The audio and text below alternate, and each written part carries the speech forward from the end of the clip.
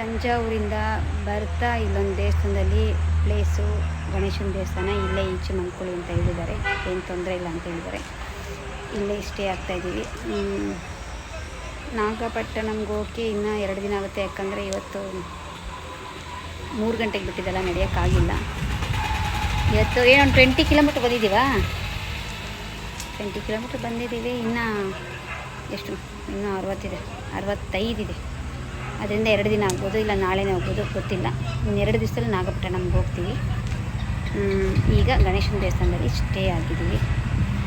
But ಸಿಕ್ಕಾಪಟ್ಟೆ ಶೆಕೆ, ಸಮುದ್ರ ಹತ್ರ ಇದೆ ಅಲ್ಲ, ಹೆಂಗೆ ಅಂದರೆ ಮೈಯೆಲ್ಲ ಉಪ್ಪು ಅಂಟಂಟಾಗ್ಬಿಟ್ಟಿದೆ, ಏನು ಮಾಡೋಕ್ಕಾಗಲ್ಲ.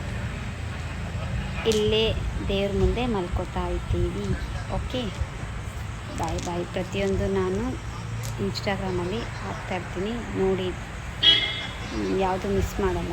ಯಾಕಂದರೆ ನಾವು ಮೊನ್ನೆ ರೂಮ್ ಮಾಡಿದ್ದು ನಾನು ಇನ್ಸ್ಟಾಗ್ರಾಮಲ್ಲಿ ಹಾಕಿದ್ದೀನಿ. ಈಗ ದೇವಸ್ಥಾನದಲ್ಲಿ ಮಲ್ಕೋತಾ ಇದ್ದೀನಿ, ಆಯಿತಾ? ಯಾವುದೂ ಸುಳ್ಳು ಹೇಳಲ್ಲ, ಸರಿನಾ? ಅದಾಗ್ತದೆ.